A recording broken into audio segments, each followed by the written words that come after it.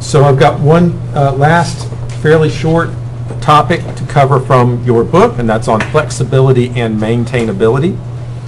And then we will start inheritance, which will be the last topic for your first exam. So in many cases, that'll be the first. I mean, you've probably discussed to some extent classes and some of the ideas that we've done so far you may have seen before in a previous class. But today's lecture and next time in particular, we're going to start with probably, for most of you anyway, brand new stuff.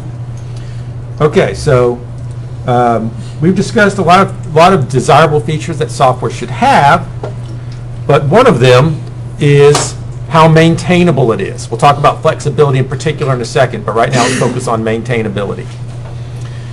What that arises from is, we've got these small releases that we're sending to our customer, and they're, looking at it and deciding if that's what they want us to focus on or they want it to change direction.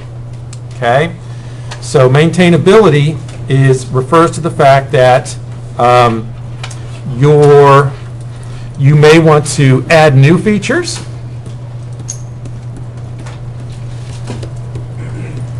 Okay? In fact, they may have us focus no longer on the thing that we submitted that small release for, but something brand new. And we also need to fix bugs. Again, that's something that we're supposed to be getting most of the serious bugs out of the way with our small releases. So if our software is maintainable, then this process of these two things is as simple as possible.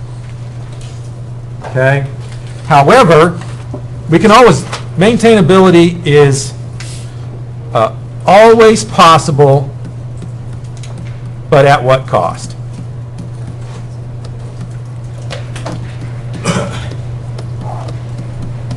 Okay? Even if our software is not maintainable at all, I'll list some features that maintainable software has here in a second.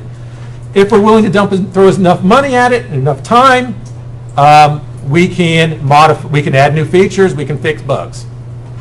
But the idea is we would like to be a profitable company, so that's going to happen. We would prefer that no bugs exist, but they're going to. We would prefer that the client never changes their mind, but they're going to. Okay, and that's why we have Agile to manage those complications. The more maintainable our software is, the cheaper it's going to be for us to handle those two things. Okay, and still make a decent profit on the software. So there's a few features that we can discuss that maintainable software has. It's got to be analyzable. Okay, which basically means we need to be able to understand. We need to be able to easily understand the code.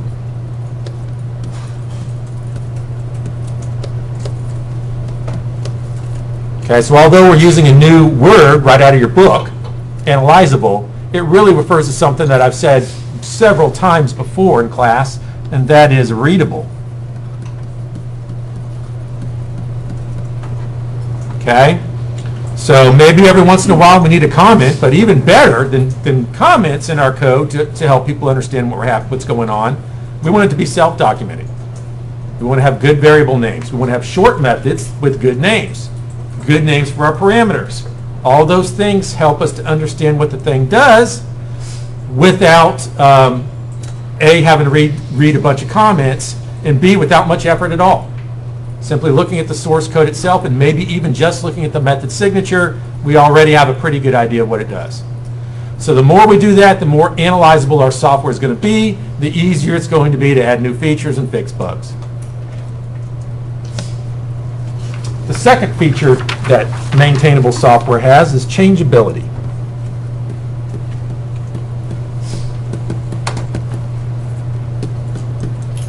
How easy is it to change the code?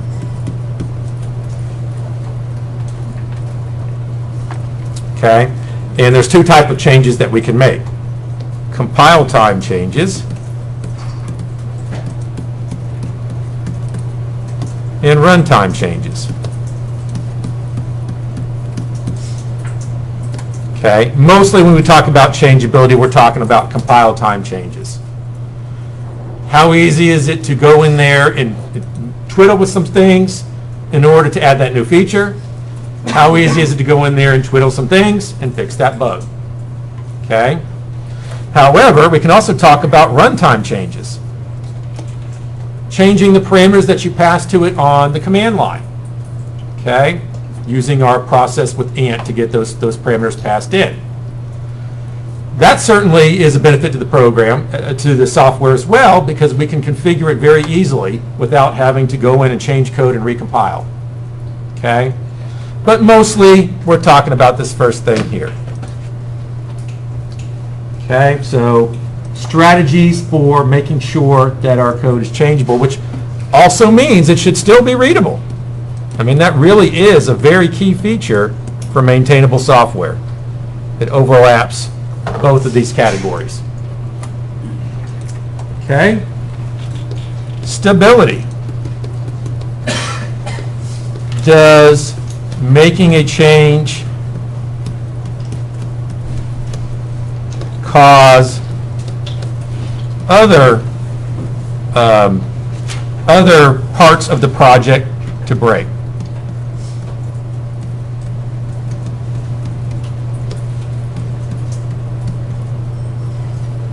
Okay?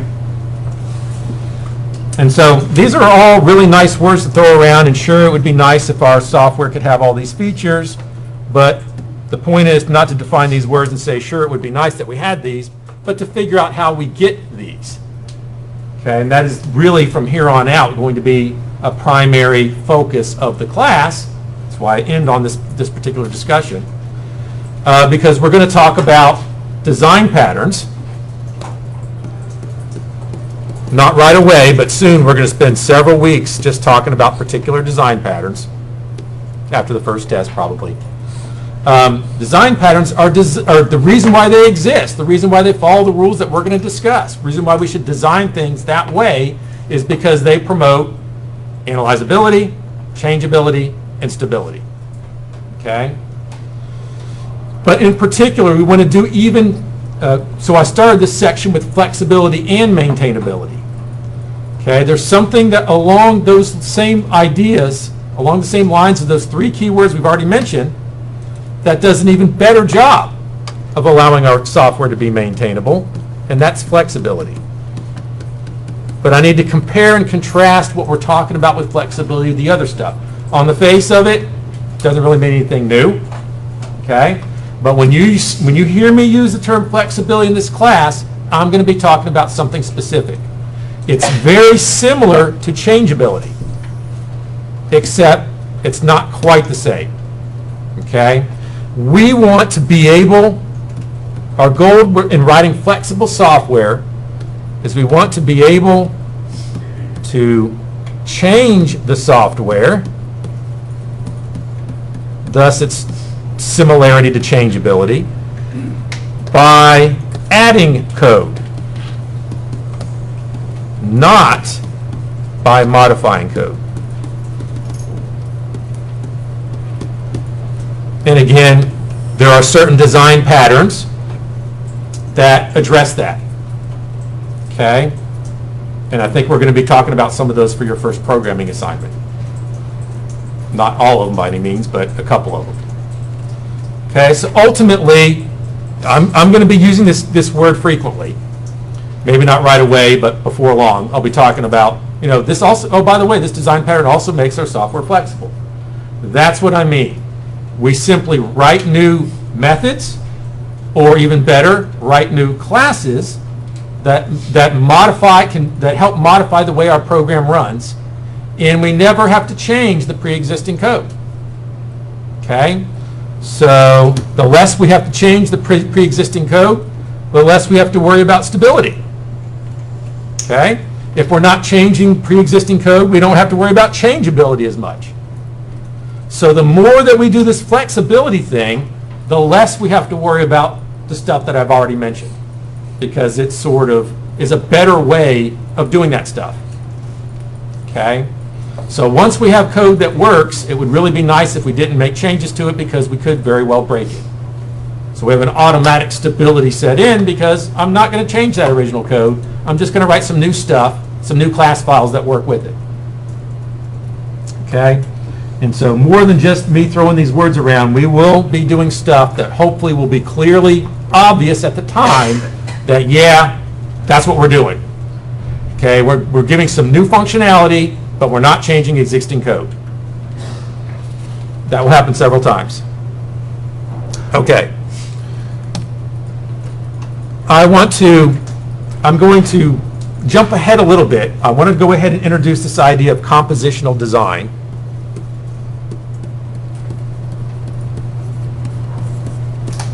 Because I think it goes well with the flexibility idea. Now, we don't know everything that we need to know to understand the 3 rules that I'm going to write down now. But at least one of them is relevant. So this is something else along with flexibility. I'm going to bring this up a bunch of times. Okay? So for now, don't worry about 1 and 3, although for completeness, I'm going to go ahead and put them up here. So you'll have all 3 of the rules that we're supposed to follow for compositional design. Okay? This is a really powerful way to think about when you're writing your software at the beginning, think about how it should be designed so that you ensure that you have flexibility, that you're making sure that we can change stuff by adding classes. So even though we're not quite ready for all of these, it makes sense to at least write them down now. Okay? So, and this is in your book, chapter 16, I think. Program to an interface, not an implementation.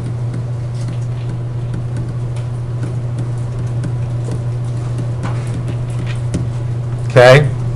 We haven't talked about, interfaces are a special Java thing. Okay? You can do them in C++. They're not built into the language, so it's a little bit more difficult to do them in C++. And when we get to that point, you're going to, the first reaction I always tell students, because I hear it a lot, is that is so simple that it seems completely useless. Okay? That's the thing about interfaces. They appear so simple that they can't possibly be useful, and yet it's the most important thing we'll learn in here. But we're not ready for it yet. This one we are. Favor object composition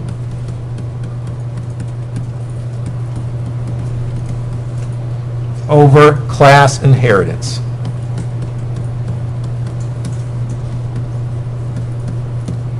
Okay? Although today we're going to start inheritance, so this is relevant to our lecture now. We're ready for number 2. Favor object composition. We've talked about that.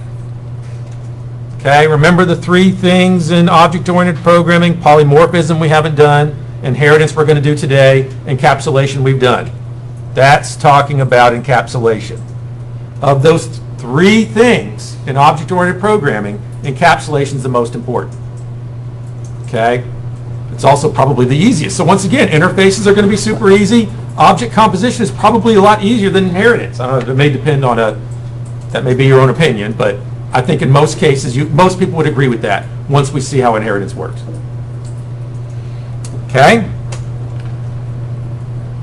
And then consider what should be variable in your design.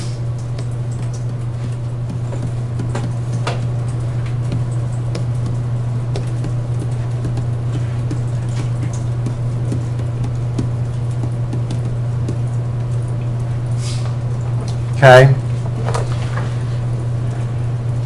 And so the third one is it's not something that we necessarily haven't talked about. That's not a concept we haven't talked about. But we need to get into a situation where we're ready to use compositional design to do something sufficiently complicated to where we need to think about 3. Okay? So when it comes time to discuss program 1, we will certainly be doing that.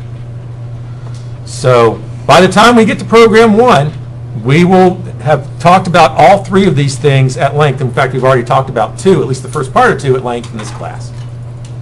Okay? So I'm going to revisit these 3 things.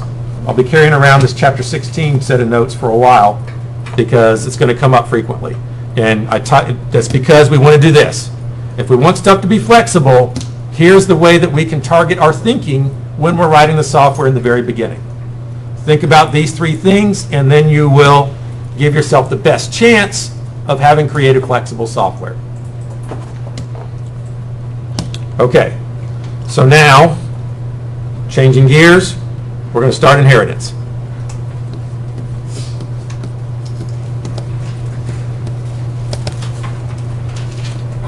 Okay? And unfortunately, if I go back to that polymorphism, inheritance, encapsulation thing, this is probably the least useful, but we got to cover it, because every once in a while, you can't get around it. Okay, so in fact, although it was awkward for me to talk about class object when I had to talk about that for generic, so I should probably think about reordering that lecture a little bit. The reason why we had that object stuff, and I said everything's an object, is because everything in Java uses inheritance whether you want to or not. Okay?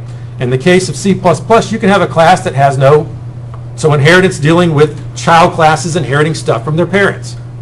In C++, you can have a class that has no parent and no children. It's a class by itself, just not using inheritance at all. In Java, you really can't. You're at least going to have a parent. Okay? You write a brand new class, you're automatically going to have at least one parent. And that parent is class object. So we'll talk about UML diagrams now. Okay? The idea is to show the relationship between classes, whether they're related by inheritance or through encapsulation, through object composition. Okay, we've got symbols that show how these various classes are related, and it helps us organize our thinking about the structure of our program. Right now, we're just going to talk about the symbol for inheritance. So if I were to write a rational numbers class, which of course we did, so rational number there, rational number is a object. So this symbol is what indicates inheritance. It's the is-a relationship. Okay? What does that mean? Well, in fact, I've awkwardly talked about some of the consequences of that relationship, although we didn't explicitly show it like this. Object has a couple of public methods. One of the things that inheritance does is it allows child classes to automatically inherit the things in their parent that are public. Okay? So object has a toString method. Object has an equals method. So everything has a toString method, and everything has an equals method. That's why I can say system.out.println and put an object name in there, and it will always give me some kind of output. Might not be very useful, but it will give me some kind of string output which prints to the screen. In fact, object's toString method, every object in Java, when they're created, they're given a unique identifier. Okay? Not terribly useful to the programmer to know what that unique identifier is unless you're doing some serious debugging. That's what the toString method in the object class does, is it simply prints out that identifier.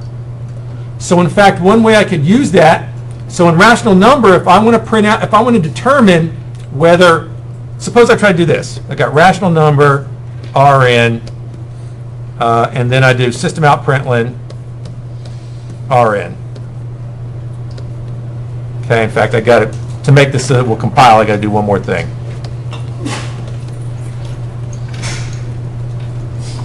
Okay, I don't want to assign the pointer Rn to point to an object just yet. I plan on doing that sometime later. Okay, if I do system out println Rn at this point, it's going to print null to the screen. So a couple of you have already brought null pointer exceptions to my office, and if I didn't immediately know what the problem was, which happens, especially if I see the exact same error several times, which happens, okay? If it's a more complex null pointer exception, I was printing out some objects, and I was waiting until I saw a null print. And that's how I knew, oh, that's the object that's null. If you try to call a method on a null object, you're going to get a null pointer exception. Okay? So one thing that I can use the object's toString method for is to either I get a unique identifier, and that means it's an actual object, or I get null. Okay? So I can use that to track down what's causing my null pointer exception using objects toString. Okay? So everybody is automatically going to inherit that public toString method.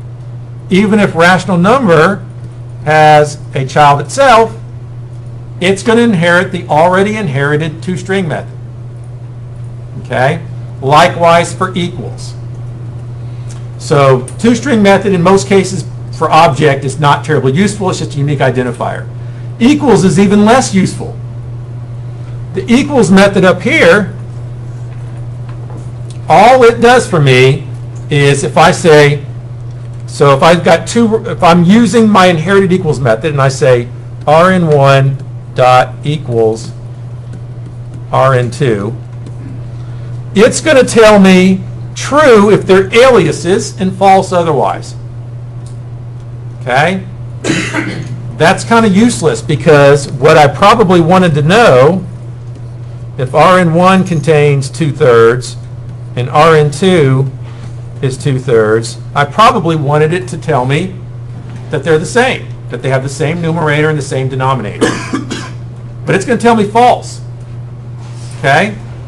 So the point of putting these two methods in a top-level object is really to make sure that all objects at least have some default functional, possibly somewhat useless, toString and equals methods.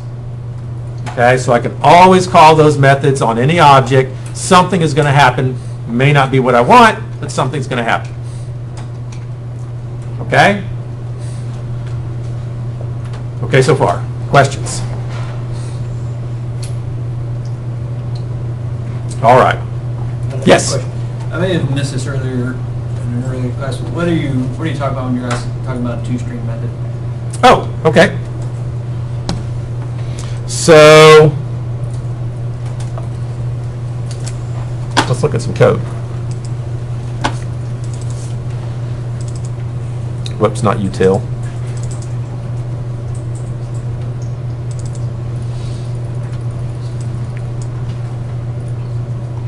So up here, when I'm dealing with these rational numbers here,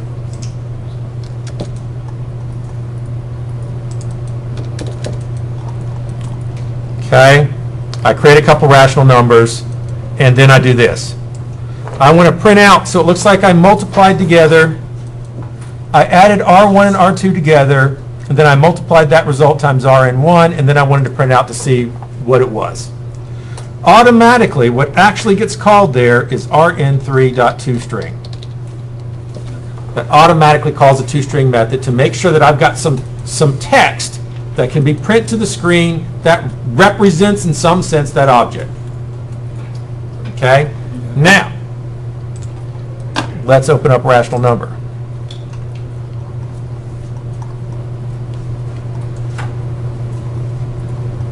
Okay?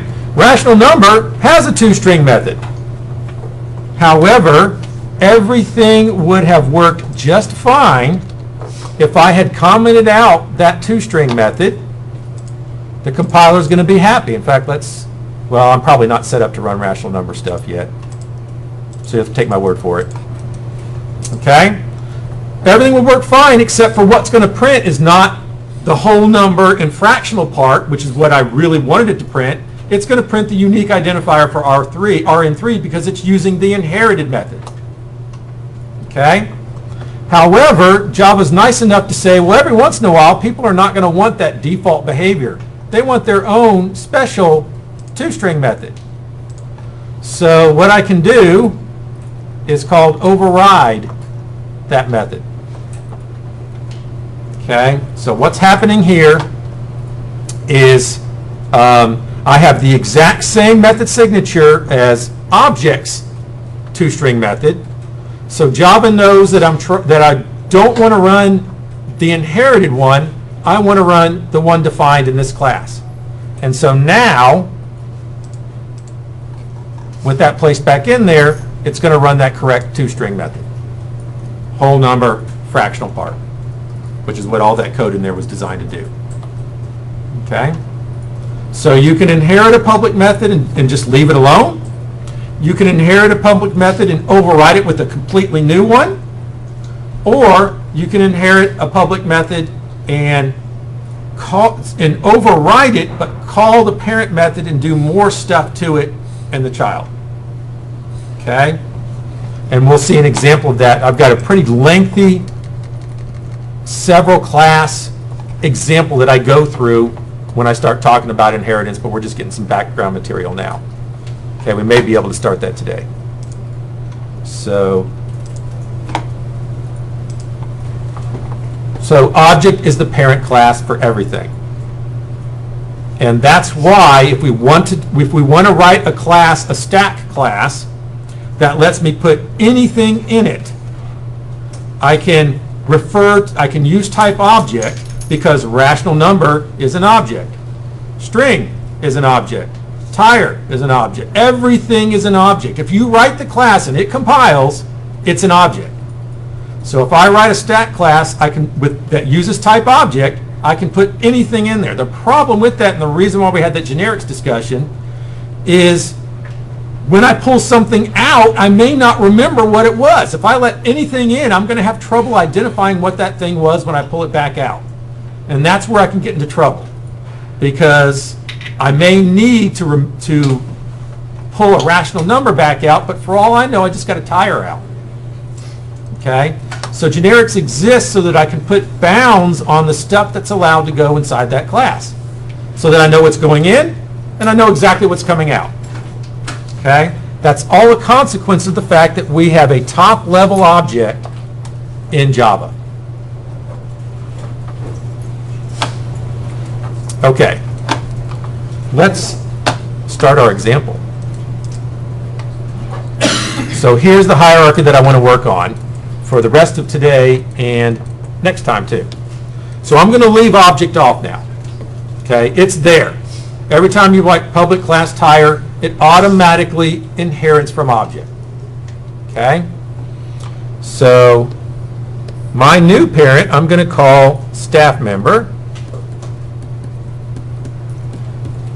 which of course has a parent class object. It's also going to have two children. Okay? Staff member, we can have volunteers on our staff, and we can have regular employees. So volunteer is a staff member, which is an object. An employee is a staff member, which is an object. Okay? In addition to regular employees, there's two special types of employees. So we've got salaried employees. That's what this class is supposed to be representing. But we also have some employees that work by the hour. So we'll call them hourly. And we'll also have another type of employee called an executive. Okay? They get paid differently, so most of the employees are on salary. At least that's what we're saying in this example. I've got some significant number that are paid by the hour. They need all the information that employees have, plus stuff's done a little bit differently. Okay? And executives work pretty much the same way that employees do, except for sometimes they get bonuses hopefully based on performance. Sometimes, as you guys know, even if the company does terrible, they get big bonuses. Okay? So this is we're trying to configure all the possible people that are working in our organization, and we want to not have to rewrite all the stuff that's going to be common to them is going to be up here in the top. That's going to keep me from having to repeat all that information in the child classes, because the child classes will automatically inherit that information. Okay? So we need to decide what stuff a staff member might need. Well, I'm probably going to need at least, an address and a phone number or something like that, a name, address, and phone number. So let's say that we decide that we want to have some variables, some instance variables, name, which is probably going to be a string, address, which we can assume is going to be an object, which has a street and a city, state, zip, that kind of stuff, and a phone number. Okay? So we're going to create 3 instance variables. Should I make my instance variables be private or public? Public. Ouch. Ouch. Your default answer should always be private. I know why he said that, because the next thing I was going to say is, but we want the children to have access to those variables. And that's true. The idea is not repeat them in the children classes. However, the way we're going to do that is provide methods that the children can call rather than providing direct access. So even though they need that information, we're still going to make the variables private. In fact, what we're about to find out is there are some other visibility modifiers. When I'm building an inheritance hierarchy, sometimes it's just really, really super inconvenient that I can't directly access from a child class a variable in its parent. Okay?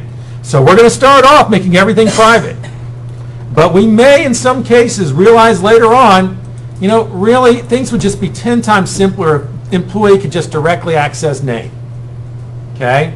So there's a special additional word in between those 2 extremes that allows children to access those values, and it's called protected.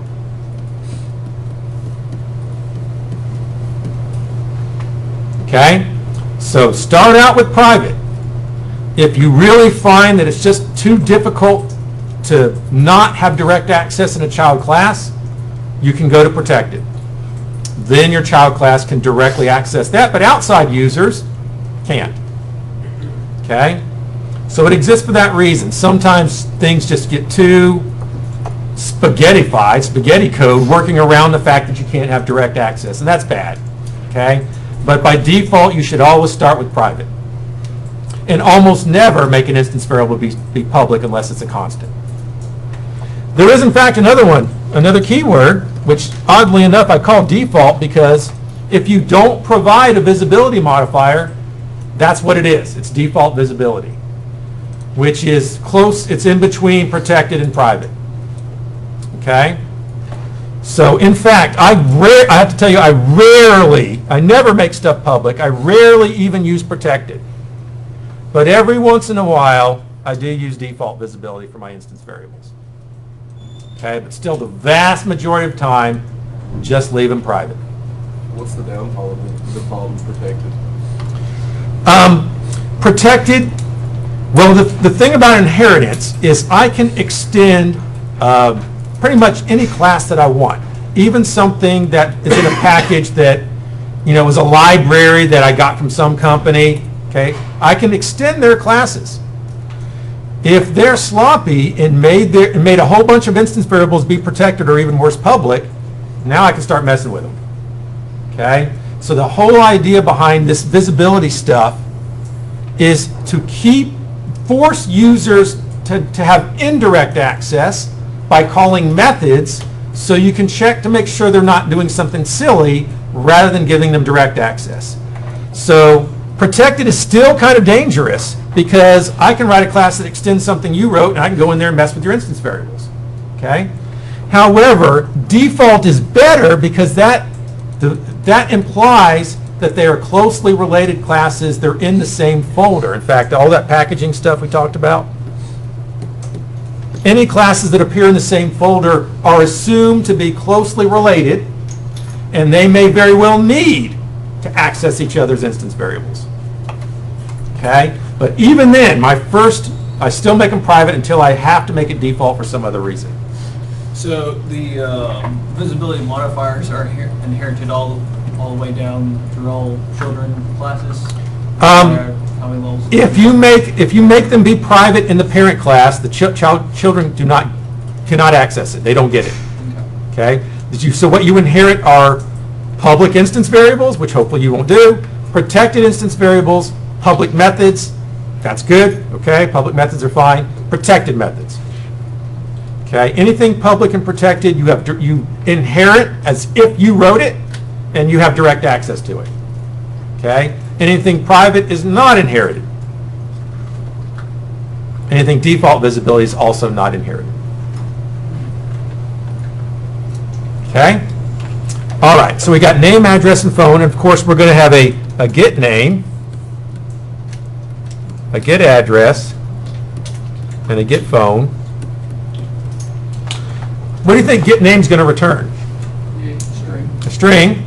Do I have to worry about people messing with strings if I give them access to a string? What's special about the string class? Say again? You have to redeclare it. You have to, yeah, that's true. You have to redeclare it. Not quite what I'm looking for. It's immutable. So I don't have to worry about returning instance variables that are strings or primitives because they can't mess with it. If you change the contents of a primitive, you change the copy. If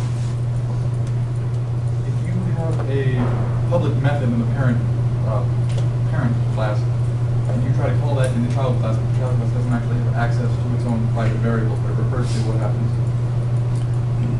If you've got a public method that refers to the private variables inherited in the child class, is that what you're asking? We are going to do a ton of that, and that's how you solve that problem. You do allow indirect access to the variables. Okay. So you have to have some way of controlling their access to those values. So we don't care. Get name returns a string. Get phone is either going to return a long or a string of digits. Get address could be a problem. Okay, so we have to be careful with get address because it's going to be an object composed of strings itself, but nevertheless, it's not necessarily going to be immutable unless we take care and make it be immutable. Okay, but Good question. yes, Why would we not make address just a string? I suppose we could, but I broke it out by component. I made it its own class because I wanted a string that represented the street, a string that represented the city, state, and a long or an integer to represent the zip. That's how I did it. If you made that thing all just one long string, then yeah, you're fine. It could be a string. Okay? All right, so what's next? Let's look at the staff member class. Let's do that next.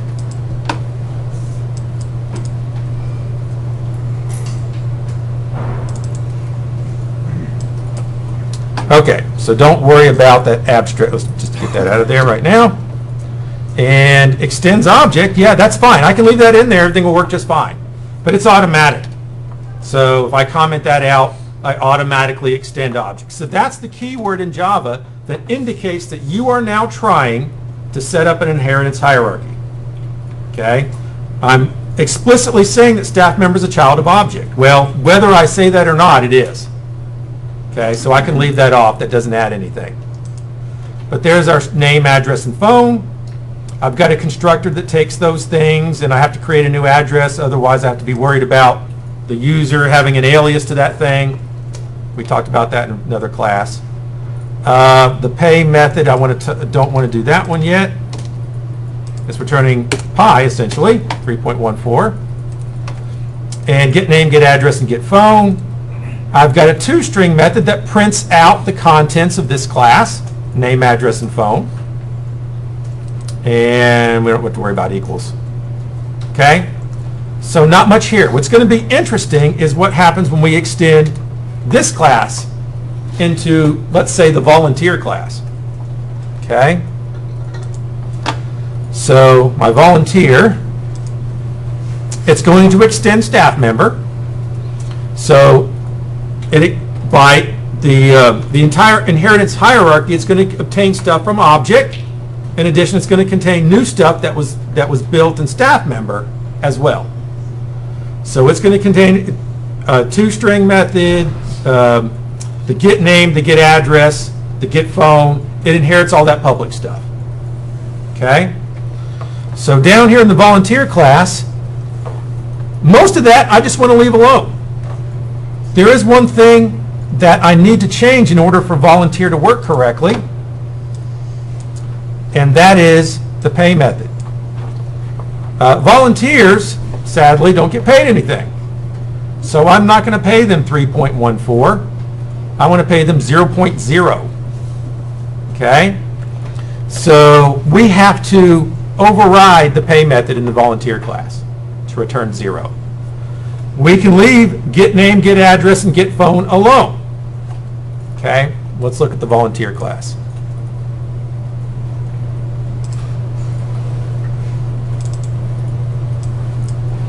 So it extends staff member. Let's not talk about the constructor yet. And I overrode the pay method to do something different. So now if I've got a volunteer object and I call the pay method, I'm going to get 0 back.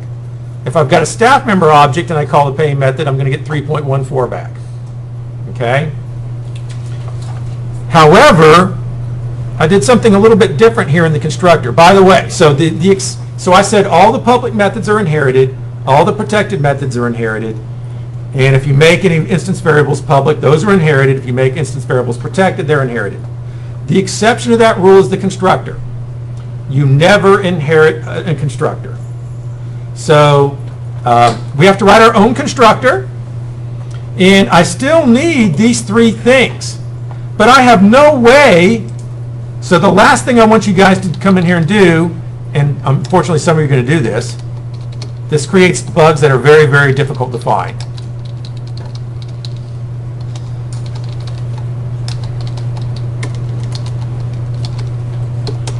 Okay? This is called shadowing a variable.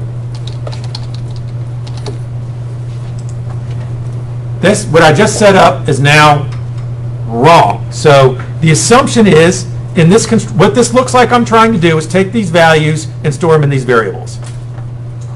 Okay? And in fact, if I did that, which of course I don't have the code, this.name is equal to name, all that jazz, and I didn't do this.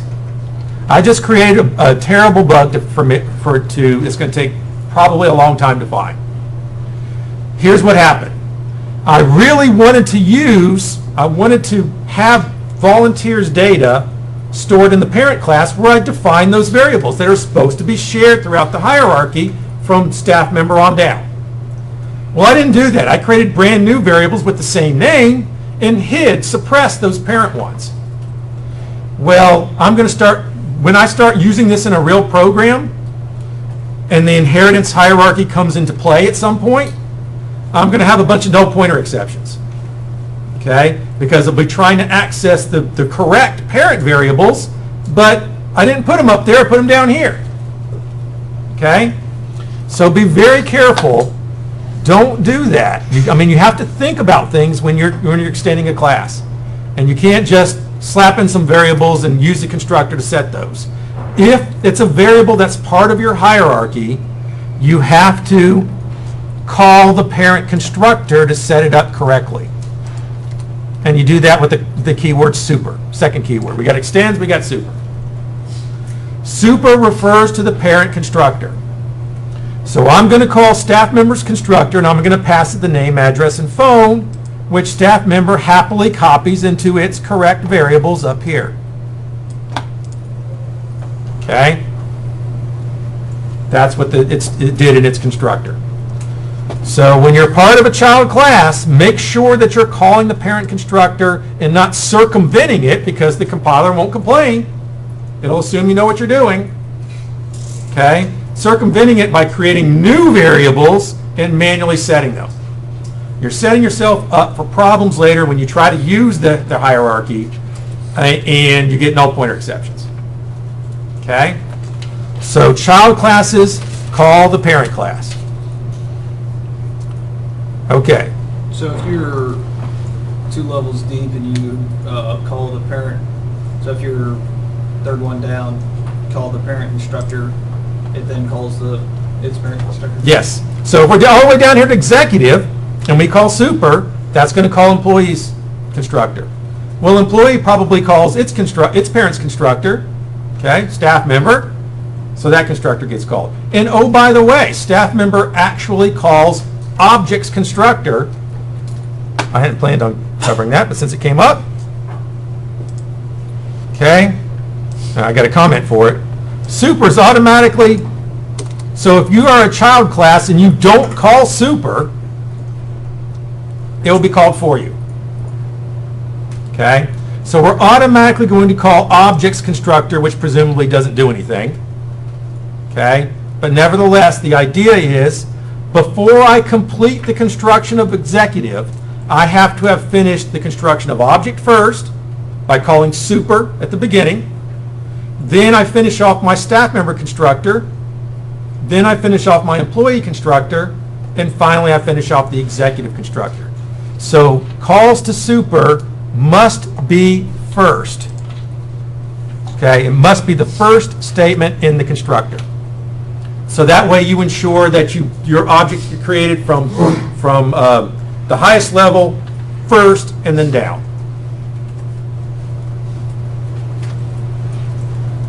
Okay? And we also overrode the pay method. Okay, so now if we have a volunteer object we call pay, we're going to get 0.0.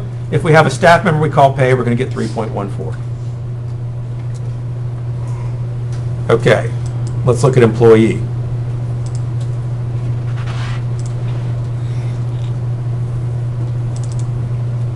Okay? Well, volunteer is too simple. We need something a little bit more complex like employee, which extends staff member, so that's got to be there. I've got new stuff in here. So usually, what happens in your hierarchy, the further down you go, you've got some new information. In addition to the stuff in your parent, you've got some new stuff that you need to keep track of. Well, that's a brand new variable. So yeah, employees got to keep track of that stuff. It doesn't exist in staff member. So I can't expect staff member to deal with it. Okay, that's different than what we were talking about in the volunteer class where staff member had those variables. So now my constructor is going to get a little bit longer. Not only do I need all the stuff that's got to be present in the parent, I also got the stuff that needs to be present here. So once again, I call the parent constructor with those variables, and in addition, I set up the stuff that I'm supposed to take care of in this class manually. But super must be first. I got to finish off creating the staff member class before I finish off the stuff in this class. Yes? Why are we making this public? Why are we making what public? We're employee. The constructor is always public. Okay, unless you're doing a singleton where we made it private. Okay, usually you want outside users to be able to construct an object. Okay, so in principle you can make it default, you can make it protected, but at least for most of the cases in this class, constructors will be public. Okay, so when I talk about not making stuff public, I'm not talking about methods. I'm talking about instance variables. Okay, so I need to access the social security number. So I got a method for that. I've got an access the pay, which is stored in a variable now. It's not hard-coded in 0. And interestingly, I've got to write a toString method, which is supposed to report the state of the object. That's the idea behind object having a toString method, which forces everyone to have one. You're supposed to report the state of the object when you call the toString method. Well, that means I need name, address, and phone, as well as social security number and pay rate, although I guess I didn't include that there.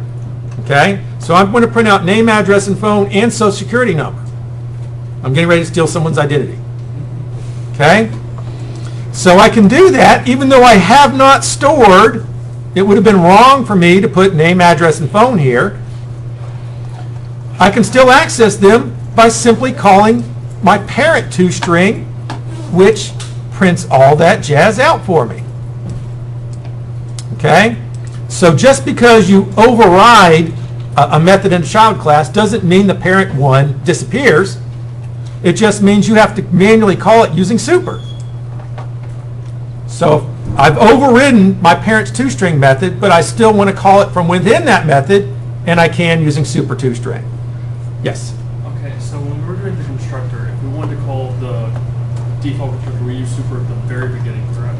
Yes. Can we call the parent method of that method that we're writing in the child at any point in the method? Can you call the...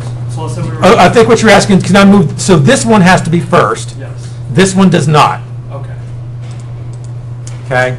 It makes sense to make it first in this case, so I get name, address, and phone number first, but it doesn't have to be. Okay? And so I can still access those variables. It's indirect, but I can still access them to print them out. Okay? And then we don't worry about equals right now. Okay? So things get a little bit more interesting when we go down one more level, which we've got a few minutes, so we can at least start that.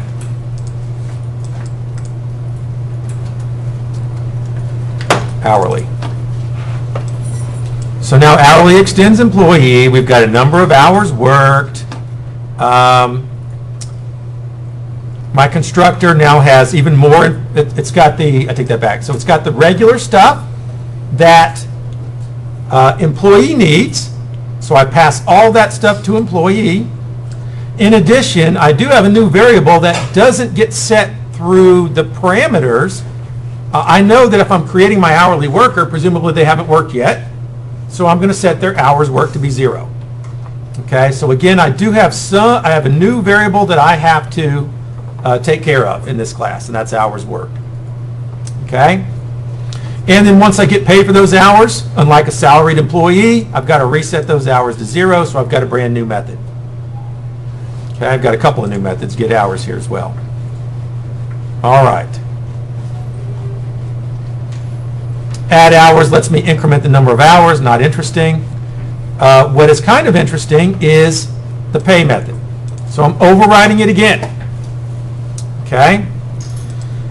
And I've got some comments in here because we've got a little bit of stuff to discuss here, and we've got about 4 minutes to do it in. Okay?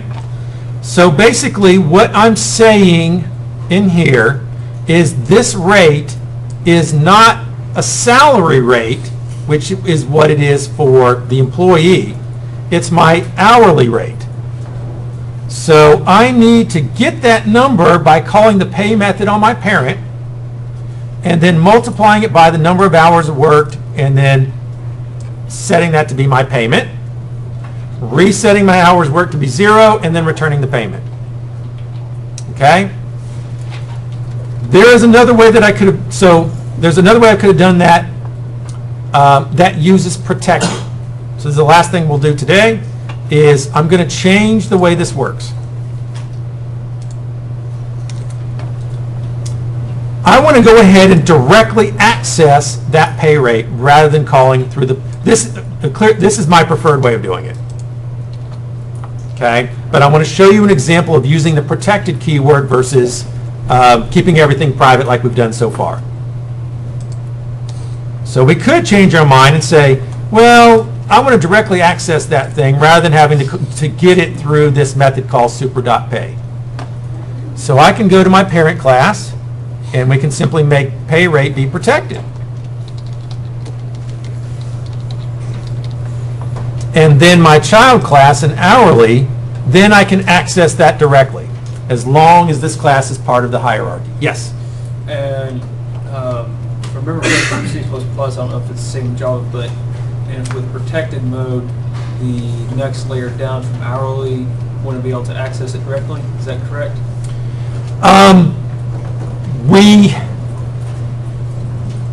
That protected keyword is going to proceed down the hierarchy. Okay. Yeah.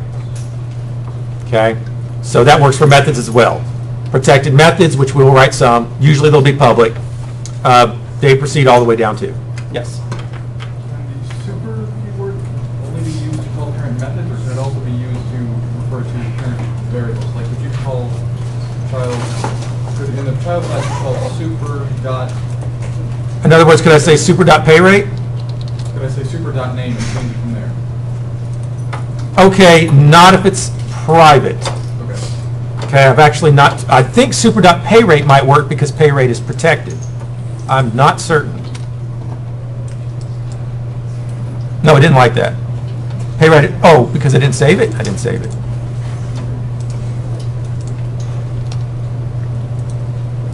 Yeah, it let me do that. And that might be a good idea to make it clear that you're trying to access a parent variable. So, good suggestion. Okay, but the preferred method is still, I've lost it completely, it's come in the wrong class. Okay, I still like this better. Let's let the methods be the thing that are given visibility, and let's restrict access to our variables. All right, have a good weekend.